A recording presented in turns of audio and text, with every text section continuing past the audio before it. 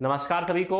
साथियों, थोड़ी देर पहले मैंने वीडियो बताकर आपको जानकारी दी थी कि 2 बजे आज मिनिस्ट्री ऑफ हायर एजुकेशन या मिनिस्ट्री ऑफ एजुकेशन की प्रेस कॉन्फ्रेंस है, जिसमें मिनिस्ट्री ऑफ एजुकेशन के सेक्रेटरी नीट 2024 के स्कैम बारे रिलेटेड इशू जो है उसके क्वेश्चंस का आंसर देंगे। तो प्यारे बच्चों, अब ये कॉन्फ्रेंस ओवर हो चुकी है और आपको मैं बताऊंगा इस वीडियो में समरी में, शॉर्ट में, कि 5-6 पॉइंट्स क्या हैं इस प्रेस कॉन्फ्रेंस में मिनिस्ट्री ऑफ एजुकेशन ने क्या कहा नीट 2024 के स्कैम के बारे में।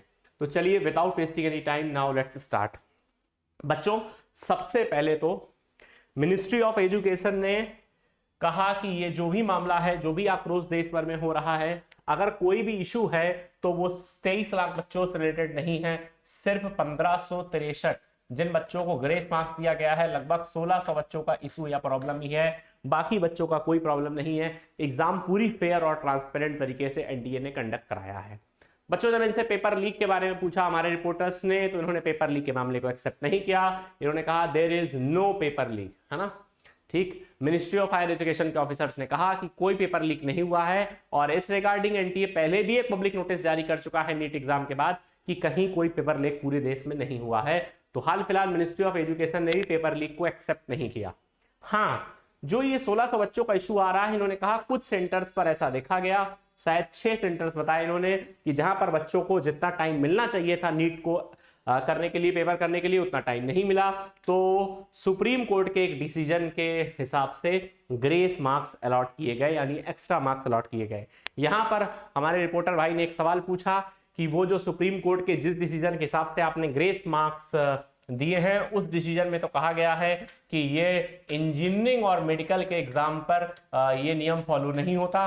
तो उन्होंने कहा कि एक्चुअली टाइम लॉस तो हुआ ही था, है ना, तो बस टाइम लॉस को फुलफिल करने के लिए हम लोगों ने ग्रेस मार्क्स दिए हैं, बस। इसका कोई सटीक आंसर नहीं था। रीनीट, बच्चों, इस प्रेस कॉन्फ्रेंस के बाद मतलब रीनीट के चांसेस बहुत कम लग रहे हैं। इनके अनुसार रीनीट की कोई आवश्यकता नहीं है ना। और फाइनली क्या करा इन्होंने, तो फाइनल पॉइंट सबसे यह है कि एक कमेटी बनाई इन्होंने, एक कमेटी बनाई है जिसका रिजल्ट 1 वीक के अंदर आ जाएगा। इन्होंने ऐसा कहा कि 1 वीक के अंदर ही कमेटी रिजल्ट दे देगी और उसके बाद क्या करना है, दोबारा एग्जाम कराना है या रिजल्ट को रिवाइज करना है। और ये भी सभी बच्चों का नहीं, ये उन 1600, लगभग 1600 स्टूडेंट्स की बात कर रहे हैं जो ये ऊपर जिनके लिए इशू मान रहे हैं, है ना। तो उन बच्चों का एग्जाम दोबारा कराना है या उन बच्चों का रिजल्ट रिवाइज करना है, ये 1 हफ्ते बाद ही कुछ बता पाएंगे। ठीक है, तो बच्चों इतना सा मामला है। कुल मिलाकर ये है कि मिनिस्ट्री ऑफ एजुकेशन ने इस पूरे इश्यू को कहा, पेपर लीक का मामला एक्सेप्ट नहीं किया और पूरे इश्यू को कहा कि ये 23 लाख बच्चों से जुड़ा मामला नहीं है, लगभग मात्र 1600 बच्चों और 6 सेंटर से जुड़ा हुआ मामला है।